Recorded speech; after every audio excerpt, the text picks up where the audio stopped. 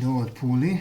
This is the oil separator. High pressure oil pump must be locked with the other special tool. Now we are checking the current timing with the old bed. Here is a mark which shows where it has to be inserted on the camshaft pulley.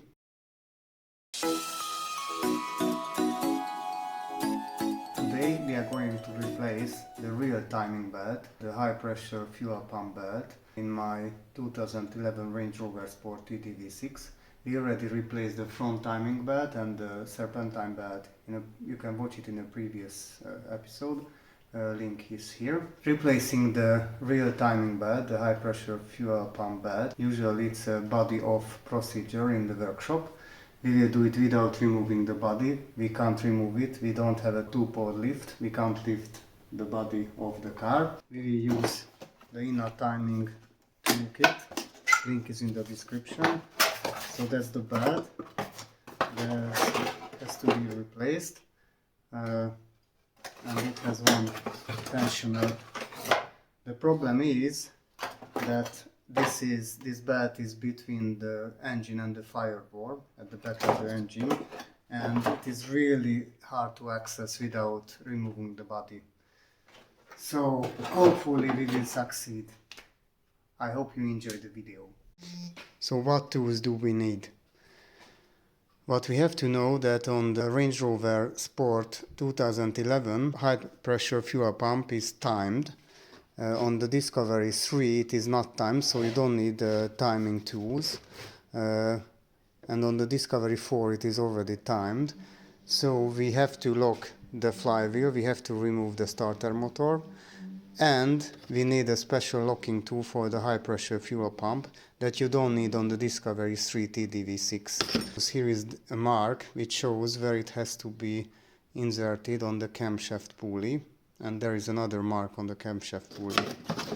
We will use a borescope camera as well, because you don't get a good visual for the bed, because it is at the rear side of the engine. And here is the workshop manual which says that you need these two locking tool, which we already discussed, timing tool, because the fuel pump is timed on the Range Rover Sport 2011.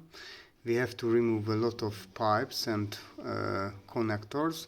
We have to remove the coolant crossover pipe, so that's why you have to drain the coolant from the engine. There is a special bracket at the rear side above the timing belt cover. Once you remove that, you can access the time belt cover. Here is this mark that I mentioned, and then we have to remove the starter motor to access this timing hole on the flywheel. We have to lock the flywheel, then we can remove the old belt and the old tensioner, and we can insert the new belt, and then we have to lock the fuel pump with that special tool.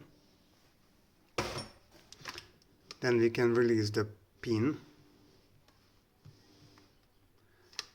from the tensioner, and then we can torque the bolts.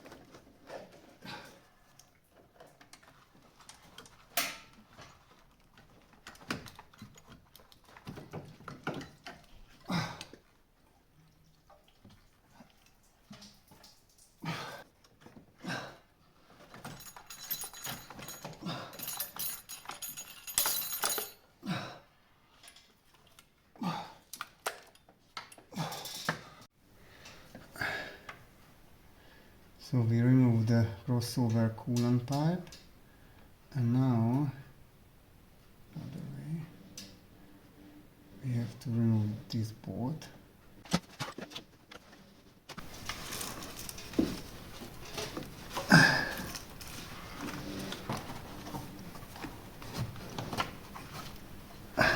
We remove the crossover pipe, and here is this wiring harness, and I think, or I hope, that I unplug the injectors. I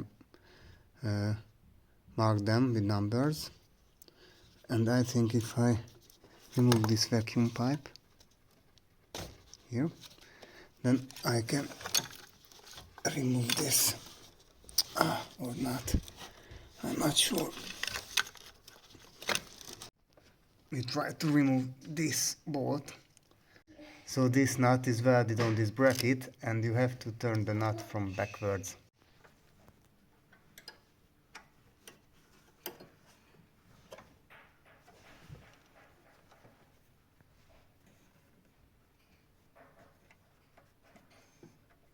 I think this borescope camera is the most useful tool that we ever bought.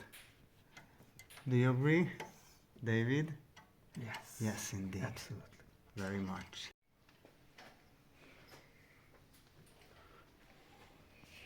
This tool set is also a must-have. With these you can easily remove the clamps from the cooling hoses. We found the last bolt. This is it, which was hidden here by a plastic bracket where I'm pointing right now, so I will touch it. See, it's really hard to spot. Now we have to remove that. I'm not sure how. So we have a serious issue here with this crankcase ventilation hose, this one, which is exactly behind the real timing belt covering or housing. This is the oil separator, and this is the breather hole on the engine. Number 2, crankcase gas to air intake hose, and we already disconnected this upper part, but it is still in the way, and I can't get out the timing belt cover. So here is the oil separator, this one, and this is the crankcase ventilation hose, which I disconnected from here. So there is the hose, as you can see, just behind the timing belt housing. And finally we got it out. The trick was we had to disconnect the diesel line and also the crankcase ventilation hose, and it gave us enough clearance to push this wiring harness left enough to give us enough room to move it left, and then you can turn it and take it out this direction. So this is the right movement. And we lost one clip. We still have to find it somewhere there.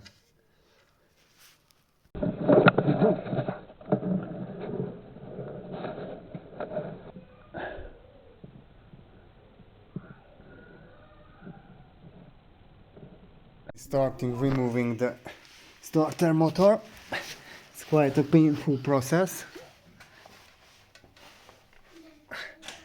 The starter motor is over there. You have to remove 2 shades. This one and this one. And the trick is to remove all the boards from the front. You have to separate this bracket from the motor, and then you have enough clearance to wiggle it out in this hole between the chassis and the lower suspension arm.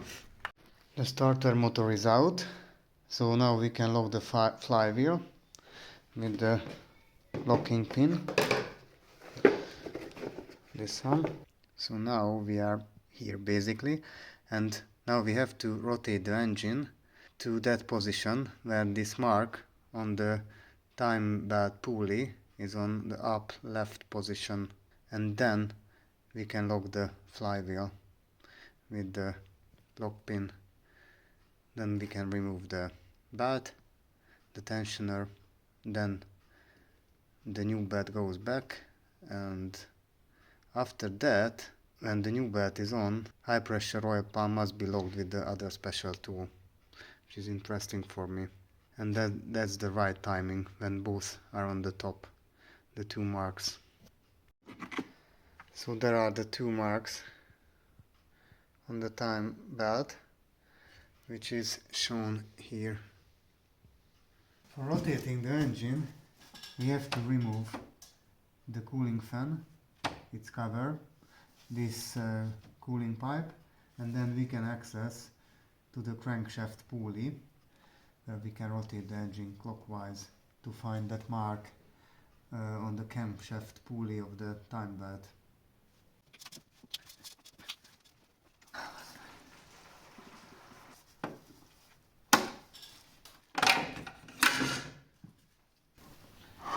Now we have to rotate the crankshaft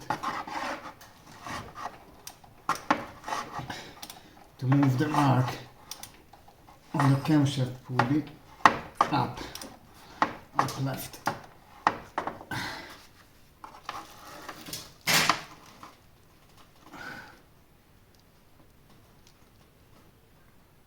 Okay, here is the mark, it's coming up.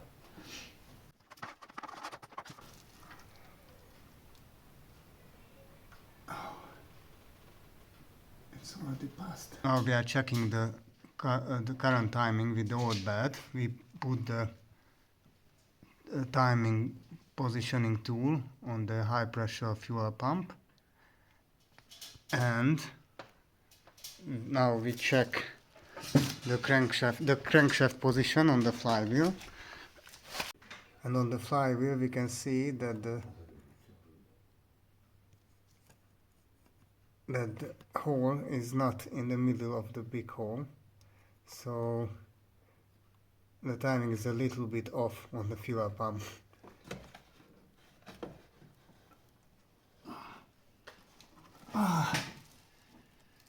Here is the old belt. If it is on a date, and if 11 is the manufacturing year, then this belt was never replaced because this car is from 2011.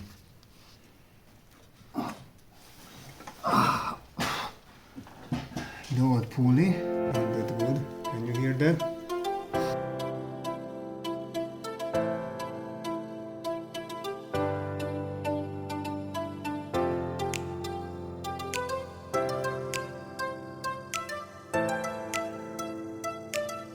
Now we pulled the pin from the tensioner. The tensioner was already torqued to 23 Newton meter without a torque wrench because it doesn't fit. So we did it by hand. And also now I removed the timing tool. First I pulled the pin. Okay, I removed the lock pin from the flywheel. Okay. Here it is.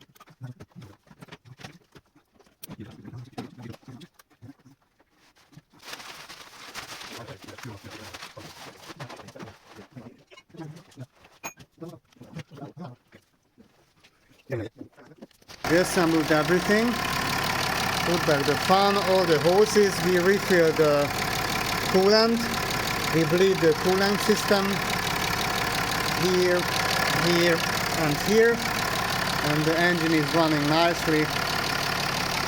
This is the first test run.